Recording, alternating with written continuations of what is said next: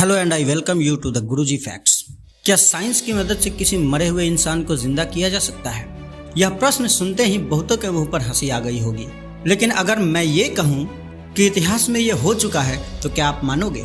Giovanni एल्डेनी के इस experiment को द फ्रैंकेनस्टीन एक्सपेरिमेंट के नाम से जाना जाता है। एल्डेनी फेमस इटालियन फिजिसिस्ट लुइजी गलवानी के भाई थे। लुइजी गलवानी ग्वालेनिज्म का सिद्धांत देने वाले पहले साइंटिस्ट थे। ये वही वैज्ञानिक थे जिन्होंने बिजली की मदद से दुनिया में पहली बार एक मरे हुए मेंढक के पैरों को हिलाकर ये साबित कर दिया कि जिंदा शरीर की मांसपेशियों का रिस्पांस शरीर के द्वारा पैदा की जाने वाली बिजली के कारण उत्पन्न होता है, जिसे नाम दिया गया एनिमल इलेक्ट्रिसिटी यानी गैल्वेनिज्म का। सन 1803 में एल्डेनी ये दावा करते हैं कि वे मरे हुए इंसान को जिंदा कर सकते हैं। बस क्या था, इटालियन गवर्नमेंट उनके लिए एक अपराधी जॉर्ज फॉस्टर, जिसे अपनी पत्नी और बेटी की हत्या के जुर्म में फांसी दी गई थी, उसका शव मुहैया कराती है और एल्डेनी का ऐतिहासिक एक्सपेरिमेंट शुरू होता है। जनवरी 1803 की एक रात को बड़े बड़े साइंटिस्ट, रिसर्चर्स, जर्नलिस्ट, डॉक्टर्स सभी एल्डेनी के इस एक्सपेरिमेंट को देखने के लिए जमा होते हैं। एल्डेनी ने एक पावरफुल बैटरी से कनेक्शन करके 2 इलेक्ट्रोड्स को जॉर्ज फॉस्टर के चेहरे पर लगाया और ऐसा करने के कुछ सेकंड बाद ही फॉस्टर का जबड़ा खुल गया।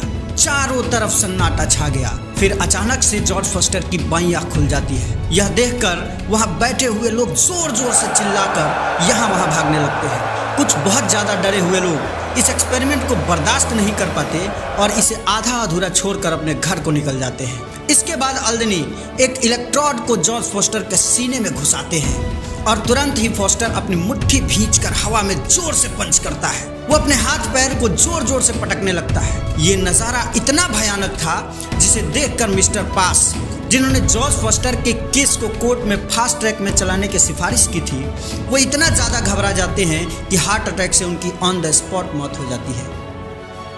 पब्लिक डोमेन में इस एक्सपेरिमेंट की जानकारी इससे ज़्यादा नहीं है। यह एक्सपेरिमेंट मेडिकल क्षेत्र में एक माइलस्टोन की तरह साबित हुआ।